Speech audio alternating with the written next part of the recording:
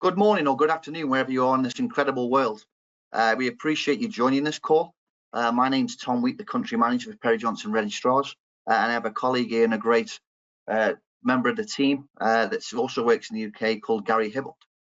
What we're going to do quite simply with this webinar is it covers the topic which is displayed in front of you is how ISO 27001 helps you comply with the FTC Safeguarding Rules. So if we can just go to the next slide, that'll be grand. Just a bit of housekeeping if we can, if possible, please. You'll notice that at the minute, all attendees are muted. The reason we've done that so we get no feedback. We've got a real good open Q&A session at the end where we can simply cover any questions throughout the presentation. So you'll notice there, as you can see on the image on the right, that for any Q&As presented, please use the question tab. Once you put them in at the end, we'll pick them up, have an open dialogue. We can also unmute you also so we can speak as well as type.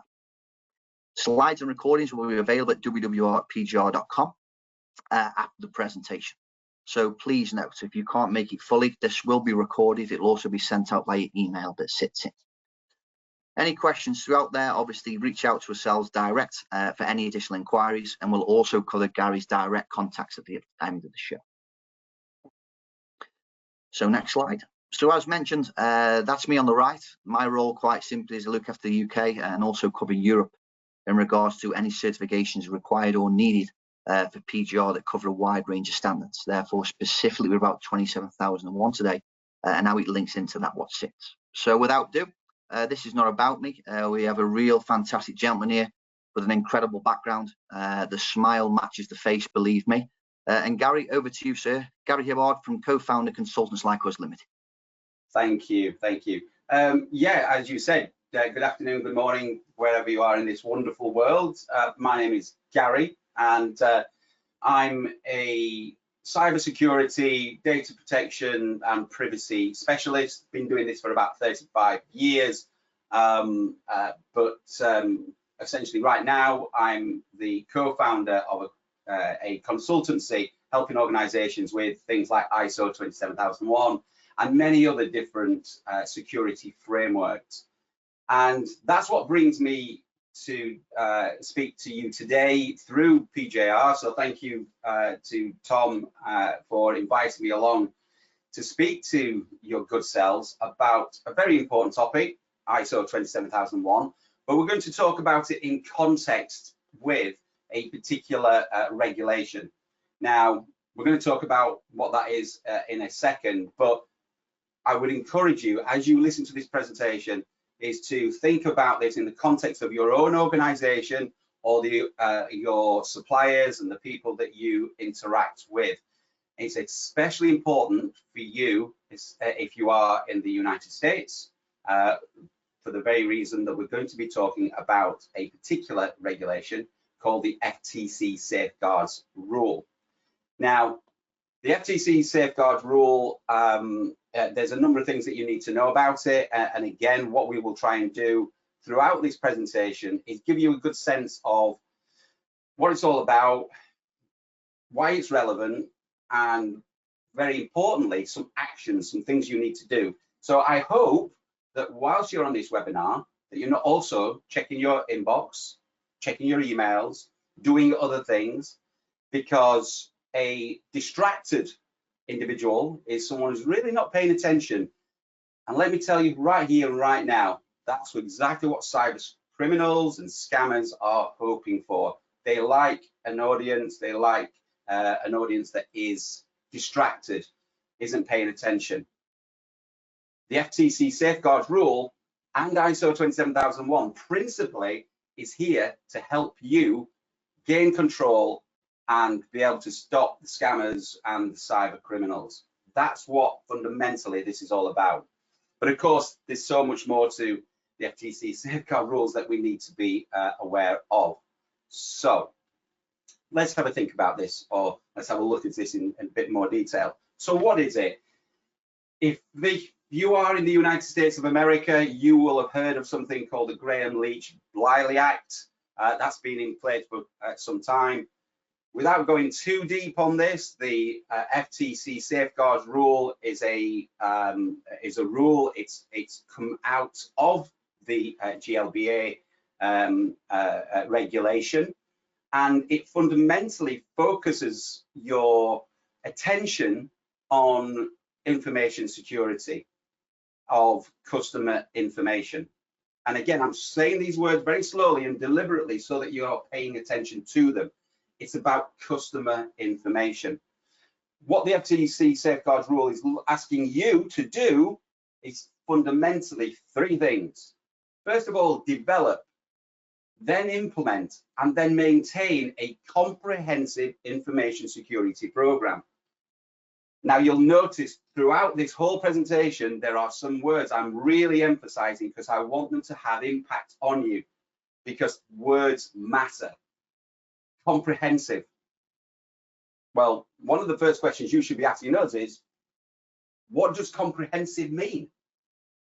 What does that mean to you as your organization? Well, it depends upon the size and the complexity of your organization in the context of customer information. How do you do that? Well, we'll cover that throughout this presentation. But fundamentally, you need to remember that what you have to do is develop, implement, and maintain that program. Now, there's a third aspect to this that is very important. What the FTC Safeguards Rule is asking you to do is to protect customer information, and fundamentally it's about the security, the confidentiality, and the integrity of that information. Now, within the regulation, it talks very much about confidentiality, integrity, and access to customer information in actual fact. But within information security circles, anyone who's been in information security for any length of time will be very familiar with what we call the CIA triad. That's the confidentiality, integrity, and availability triangle. So that's what the FTC's Safeguards Rule is about.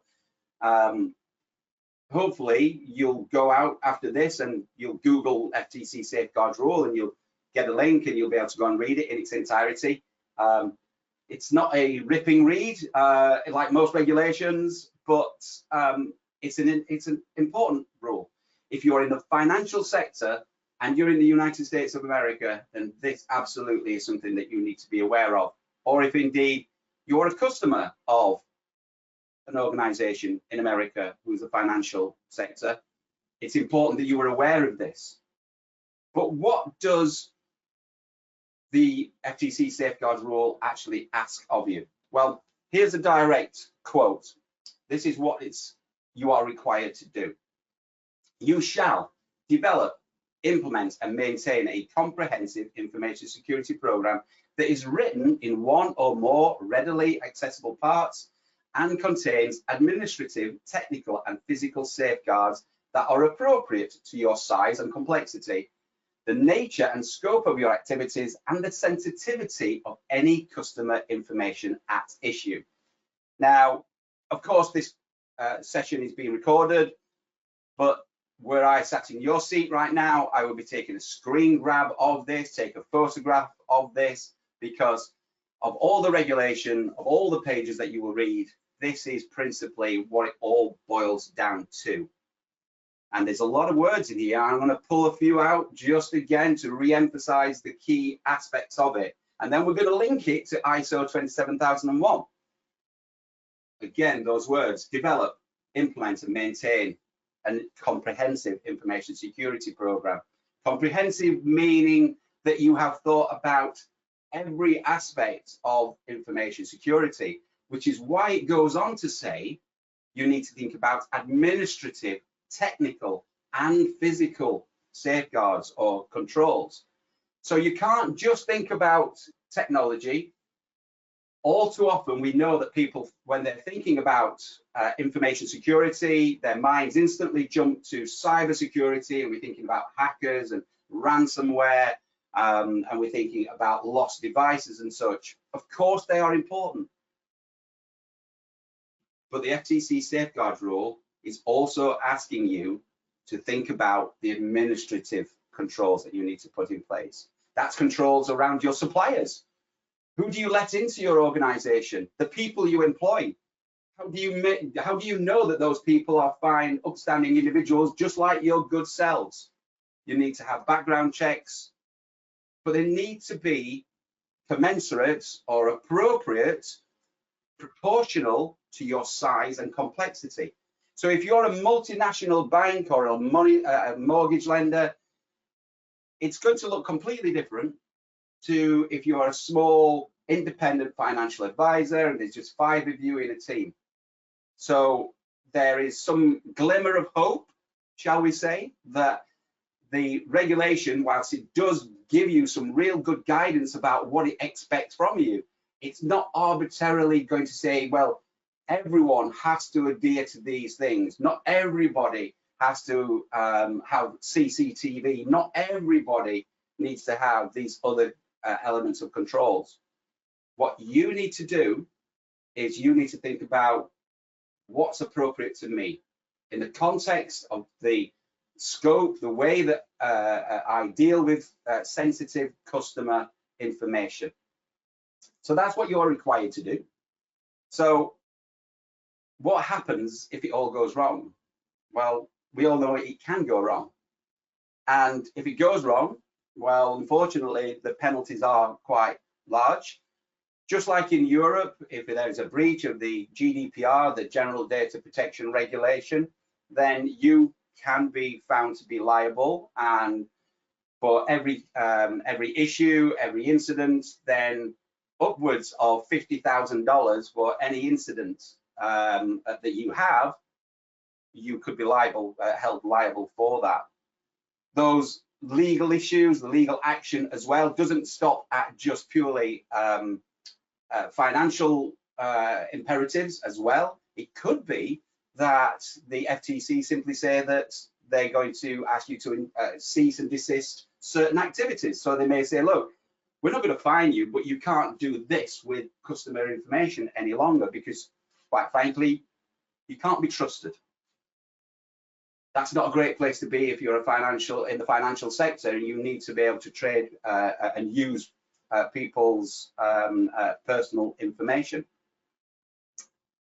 We also know that, of course, litigation is a real risk for organizations and for individuals, especially in the United States, where if you are found to have breached someone's personal rights in terms of their personal data, then they themselves could call for compensation for damages and distress. And remembering that all of these lead to a very significant issue, which is, of course, reputational damage. So here's a question for you, not for you to answer out loud, I guess, but it's a question for us all to ponder. What price would you place on your reputation? How valuable is your reputation? How long has it taken you as an organization or as an individual to build your reputation? Are you likely to get new clients if your name is associated to a major breach of customer information? Well, the likelihood is it's not. How valuable is your business once your reputation has been tarnished significantly? So there's clearly a lot in there. So here's your to-do list. I don't want this to all be doom and gloom and say that there's nothing you can do, because clearly there is. There is a way through the FTC Safeguards Rule. So here is your to-do list. And very quickly, we're going to go through this. And these are things that are required by the regulation, the Safeguards Rule. Number one, you need to appoint a qualified individual. What a qualified individual is, well, that's the subject of a whole other recording and podcast, and something we no doubt we'll discuss in later episodes. But essentially, just like any major project or significant project of significant importance, you need to identify someone in your organization who is qualified to lead on this. Now, my suggestion on this, just very briefly, is that it's somebody who has a good understanding around risk management, a good understanding of information security in its broadest sense.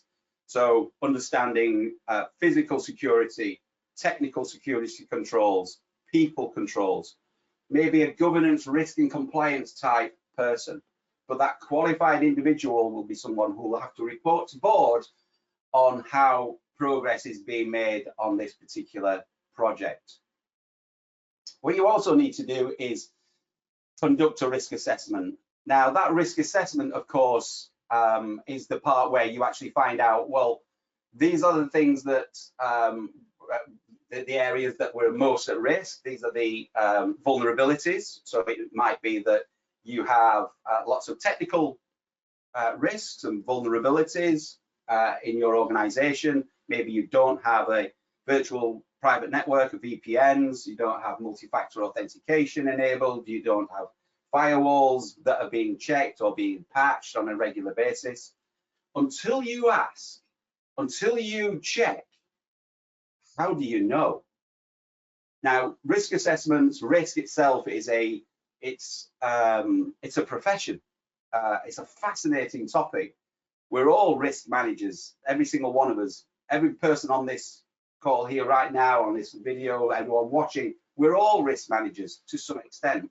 When you cross the road, when you drive your car, when you go out at night, into the darkness, you're measuring risk, you're analyzing risk. Where am I vulnerable? Where are my threats coming from? You can't protect what you don't understand. It's a phrase I say quite often to people. You need to understand where you are most at risk. And the only way you can do that is by asking your organization, where do we think we might be at risk? What could put our business at risk of fines or our reputational damage, or at risk of losing customer information? Once you've done this, you then need to design and implement your safeguards, i.e. you need to identify what controls are you going to put in place to mitigate those particular risks. Just in the same way that when you get in your car, you make sure when you set off, you put your seatbelt on, you're at a risk of having a car accident. We all are. The moment we get in a vehicle, you're at risk. But the car manufacturers have done their best to minimize the impact on you, but you've got to play your part. You've got to put your seatbelt on to protect yourself. So you need to design and implement safeguards that are appropriate to you. Again, what I said earlier, it doesn't necessarily follow that everybody has to have CCTV installed, that everybody's got fire alarms, that everybody has network intrusion detection systems. Malware protection, you would almost say, is a prerequisite of most organizations. What form that looks like is down to you. What level of training you decide to give to your staff is going to differ if you've got 5 people in your organization compared to 500 people in your organization. So you need to design and implement those safeguards. Once you've implemented those safeguards, of course, you need to monitor them and test them. Are they effective? Are they doing their job? I remember going to a conference and speaking once, and a CTO in the audience said to me, Gary, I'm spending $5 million a year on IT security. 1, how can I save money? And 2, is there a better place to spend that money? My first question to her was, have you conducted a risk assessment? Do you know where your threats and vulnerabilities are? And she said, no. I said, well, in that case, my second answer to both questions is stop spending your money and let's find out, see what happens. Because you might be spending your 5 million over here on your technical controls, but you're losing data over here because you haven't trained people, because you're not managing your suppliers, and the suppliers are actually the gateway into your organization. How are you going to know if you don't monitor those controls that you've put in place? Security is not a fire and forget thing. Remember, develop, implement, and maintain your security program. Also on your to-do list is you must implement policies and procedures, because this is very much linked to those safeguards.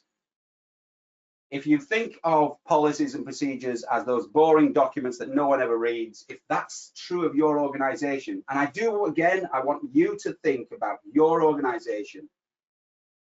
When did you last read your policies? Be honest, how good are your policies? Are your policies a mixture of policy and procedure? A policy is setting out what you expect. A procedure is telling people how they need to implement that policy. So they are two separate things. If you're reading your document and it starts to stray into your policies and they start to stray into, well, we expect everyone to use the internet and email for business purposes only, and then you start to stray into, and how you do that is and you start explaining, well, you've mixed the two up. So you need to implement or write good policies and good procedures. So go back to your own documents and ask yourself, how effective are these? And if you simply say, well, we've got policies and procedures and we expect everyone to read them and understand them, again, I'm going to ask you and I'm going to challenge you on that. And I'm going to say to you, if you're using any kind of software, all of those pieces of software would have asked you to agree to the terms and conditions of that policy or of that software, the use of that software. How many of you read and truly understood those terms and conditions? You need to make sure that your policies are read and understood, and that's why it's important that you have those in place. Now, the FTC Safeguards Rules does expect you to have something called an incident response plan. So again, I'm going to ask you to think about, if today there was a ransomware attack and you received an email from a hacker who said, we've got all your customer information, we've got all your employee information, including yours. We know your social security number, we know your national insurance number, we know your bank details, we know your date of birth, we know your address, we have all your details of your next of kin, your nearest and dearest. Would you know what to do? Would your board of directors know what to do? If they don't, well, you need to look at your incident response plan. Now, I hope you have an incident response plan documented. But again, is this just one of those things that you've written and you put on a shelf somewhere? I often say to people that having an incident response planning and knowing what to do with it are two very different things. Now, if you can go back to your incident response plan, you can say, hand on heart, I think we could follow this in a crisis and a disaster, then great. And that's absolutely where you need to be. And if you're not sure, or if you're thinking, well, I need to get some support at the board here, well, maybe put that question to them. Would we know today, if we had a major breach, what our response would be? Would we be able to manage through it? And the final thing you need to do, I've gone back to this very first point again, is that qualified individual needs to report all of your current status, all of those things that I've just asked you to put on your to-do list, and report that status back to the board. Where are we with our risk assessments? Have we got appropriate safeguards in place? Yes or no? Do we monitor and test them? Have we got policies and procedures that people will read and do read? And do we have an incident response plan that we can trust? That's what you need to be looking to do. Now, what I really want to give you is, because there's a lot here, I want to give you a roadmap and a solution to this. And it is through the lens of ISO 27001. ISO 27001 is an information security management system that provides a framework for managing sensitive company information to ensure it remains secure. I often say to people that an ISO 27001 is a framework. It's like a recipe. There is so much to information security and data protection and privacy. There are so many risks out there. If you're an organization that has 10, 20, 30, 40, 50, or 100 laptops and devices, all people working from home or from office or from different jurisdictions. It is a complex thing. But ISO 27001 is a risk-based management system that allows you to add some level of control within your organization so that you actually can gain control of all of those risks and all of those things you need to do. Fundamentally, what it looks to do is it asks you to consider the risks associated and the controls associated to people, premises, processors, PCs, and providers. All P's, makes it nice and easy for us all to remember. But what are your people controls? How are you onboarding new people into your organization? Do you have policies in place? Do you have physical controls? If you have physical location, then do you need to consider what those physical controls might be? It might be the CCTV, it might be locks on the front door, alarm codes, those kinds of things. But it's also physical media as well. So the storage of physical hardware that you have in your offices or your premises. And remember, although we might be talking about premises here, as in you might be thinking, well, I don't have offices, I have home, people work from home. Well, what about them? What are they doing about protecting that customer information? Are they allowing their laptop, their work laptop, to be used by their children? Well, there's a question for you to answer. You need processors like the incident response process, but you need processors as well for upgrading and updating your technology, the PCs. So again, the PCs, ISO 27001 gives you a set of controls for you to consider, do I need to put these controls in place for my organization and for the systems that I use? And then finally, providers, the people that you rely upon to provide the services for your you and your organization. So again, I'm a real fan of giving you something practical, something that you can take away. So what I would like to give you here is your to-do list. Again, very much similar to what we just talked about here. What I would suggest that you do, and this will build up, and at the end of it, I will tell you there's one final slide after this, and then we're done, and it's over to you for your questions. So I hope you've got lots of questions, either about the FTC Safeguards Rule or about ISO 27001. So number one, conduct a gap analysis. You can't protect what you don't understand. Where are you against the controls that are required? In ISO 27001, there are 93 controls within what's called the Annex A of that standard. Buy the standard. So maybe step one is buy the standard, read the standard, conduct a gap analysis of both FTC Safeguards Rule and ISO 27001. And who cares at this point in time how ugly that looks? If it's a big red thing that looks very ugly and very sore and looks like, wow, we've got a lot of work. Good, because you can say, this is our baseline, this is where we start, but this is where we're going to end up. And that's your gap. At least you can begin to close that gap. That's where you need to be. Once you've done your gap analysis, you conduct your risk assessment. And with that risk assessment, you'll start to understand where your risks are, of course, but a risk is essentially two things.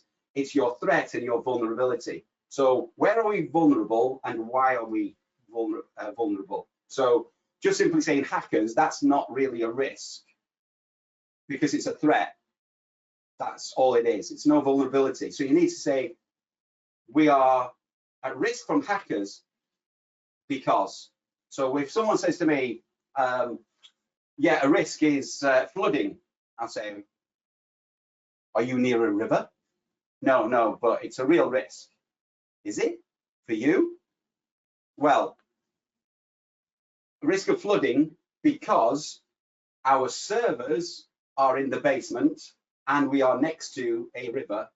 Yes, you are. That is a real risk. Fantastic. Let's move on and let's start to think about developing an action plan. Because once you've identified your risk, once you understand where you could potentially have a problem, Well, you've got an action plan. All that big red ugliness that is all those big glaring things you need to fix. Well, guess who's going to have to do that? You're going to have to appoint that qualified individual to help you fix this. And then you develop the written information security program. So once you've done these first 4 things, you can then start to say, right, how are we going to address them? What do we need? What policies do we need?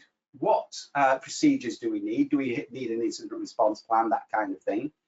This all becomes what's known, certainly within the FTC Safeguards Rule world, as a WISP. Now, a WISP is a written information security program, not a plan, not a project which has a definitive end. It's a program. It's an ongoing thing. It's not a fire and forget. Remember that. Then once you've got that in place, you audit your controls to measure, to monitor and measure them. And then you train your staff to understand what it is that you expect of them. And that includes your incident response team. I cannot tell you how many times I've read an incident response team plan that says, these are our incident responders, and they've got 8 people or 7 people or 3 people. And I said, they're fantastic. Can I speak to those 3 people? I speak to those 3 people, and guess what? They had no idea they were listed in an incident response plan. You need to talk to your team, train them. This is what we require in the event of an incident. This is what we require of you as the members of staff. If something bad happens, if there is a breach, if there is something that happens on your machine that is unexpected, this is what you need to do. You need to train your staff. And you also need to engage with service providers. And this is the last one I'm going to place on this screen here, that engaging with your service providers. The service providers are often your weakest link. I know there's a saying within information security that people are your weakest link. That is not true at all. In actual fact, with the greatest of respect, it's suppliers, because these are people that you trust to come into your organization. Sometimes you give them access into your buildings, the cleaners, the person who comes in to water the plants, the IT team that come in, the maintenance person, whatever it might be. Service providers, what does it say in your contract about their duty around accessing of customer information? This is your to-do list. So take again a quick screen grab of this, and if I'm on it, I'll just pause for a second. So there you are.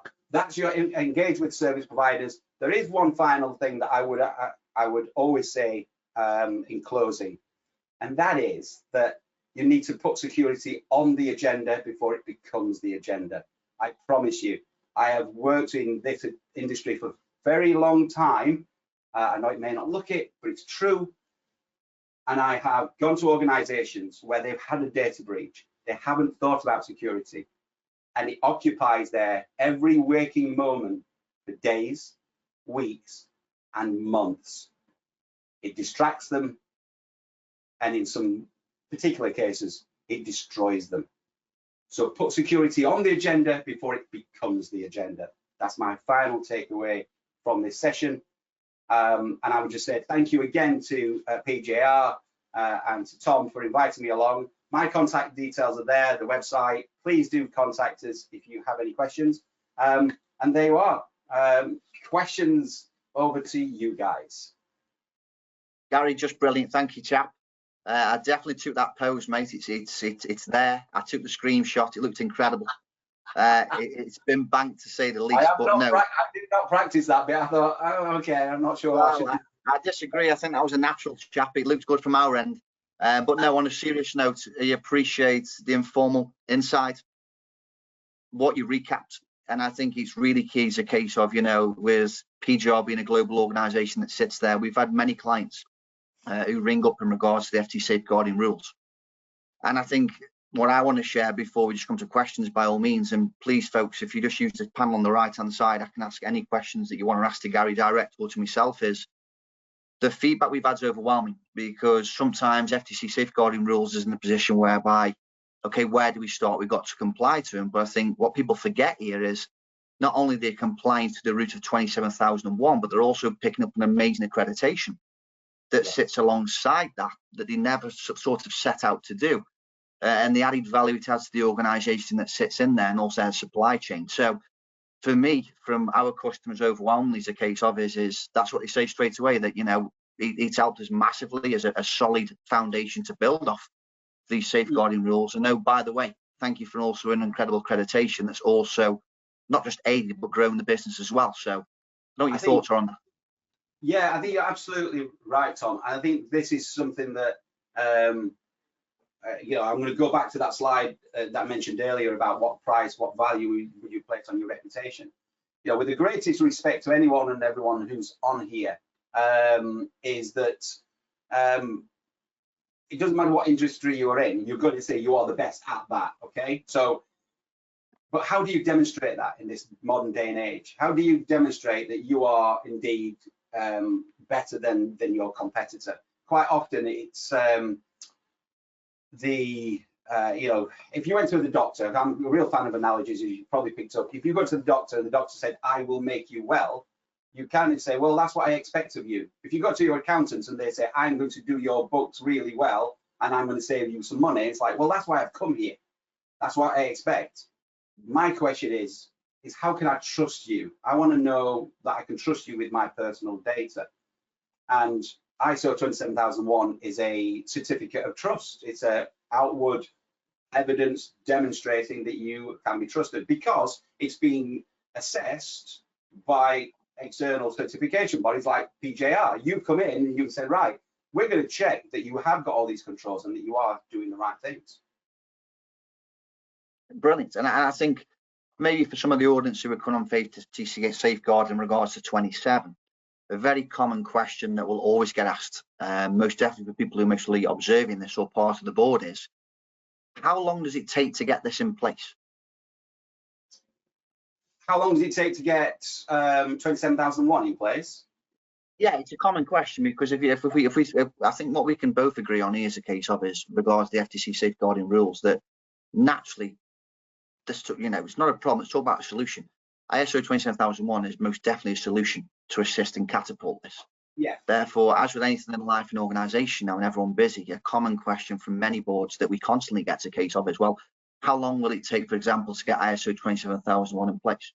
It's a great, and again, I'm going to use an analogy in a second or two, but to answer the question very pointedly, notwithstanding bringing in the cert body, because your availability is limited as well, we typically say to organisations, it'll take you between 3 and 6 months to get to a point where you can go to PJR and say, right, we want you to come in and do your stage 1 and stage 2 audit.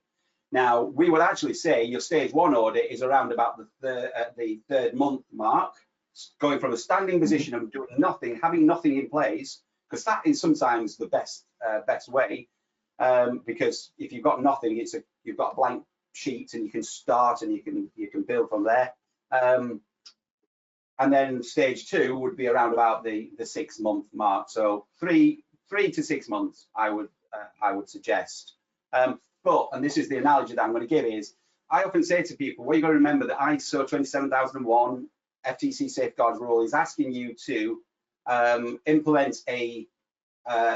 develop, implement, and maintain an information security program. So it's an ongoing thing. It's about continual improvement. So it's like me coming to you and saying, Tom, you're my physical trainer. How long is it going to take you to make me healthy? You're going to be like, well, it depends how much work you're going to put in. But it'll take me about 3 months to get you to a position where you're actually a lot healthier than where you are right now. Yeah. But then we'll maintain that health and we'll improve it over time. So it'll be an ongoing process. So once you get your stage 2 in place, then it's an ongoing continual improvement process, because you're monitoring it, you're testing it, and it's an ongoing process. So I always liken it to health, your health and well-being to information security program. It's not a line in the sand where I can just cross over and go, I am now healthy or I am now secure. It's an ongoing assessment. I couldn't agree more. I think it's important for everyone to know is, you're right, that our timescales align, because ultimately, until PJR come to do their bit, we have to have 3 months of evidence. Yeah. And a common question for us is, what is 3 months of evidence? And I suppose, The minute you put a date or time on going to an information security policy, the clock starts to tick. Yeah. And it's very much a common question of where we go and what we do. And for them and the audience who maybe haven't got ISO 27001 in regards to terminology really short, what's stage 1 and stage 2? Stage 1's a documentation review, and stage 2 is a more in-depth check of going, okay, you've talked, do you actually walk it?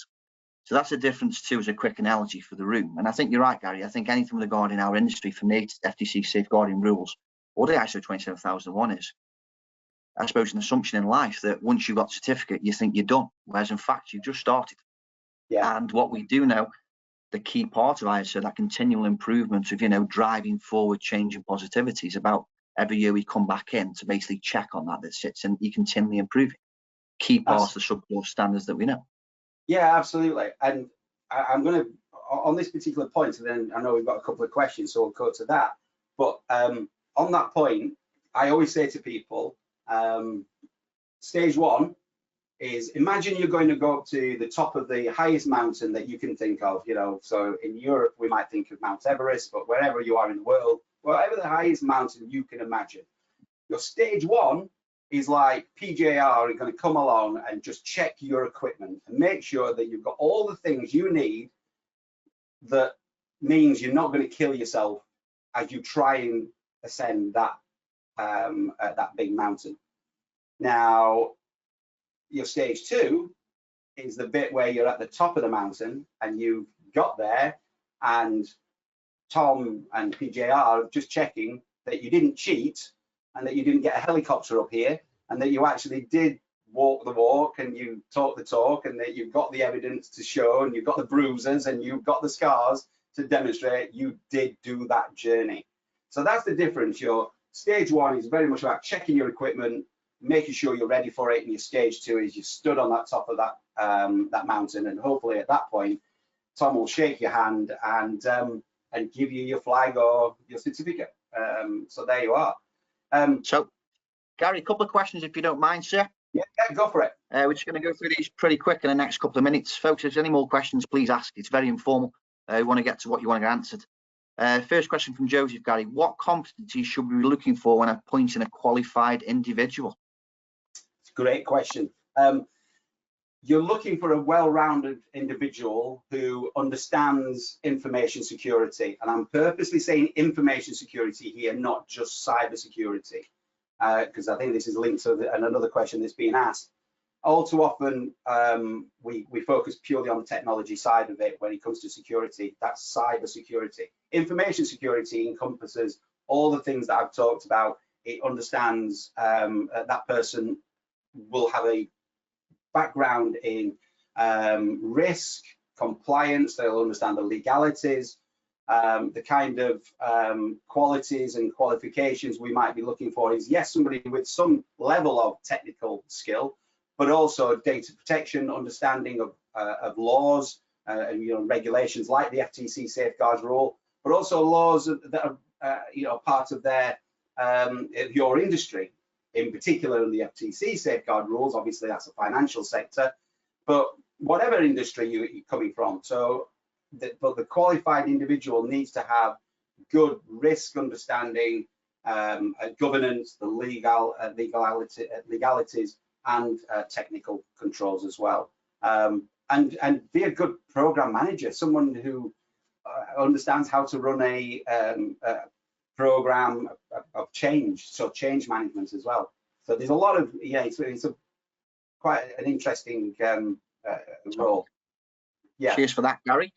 Next question from Hamid. What kind of qualifications do you need to take to the ISO 27001, and do you need an IT expert?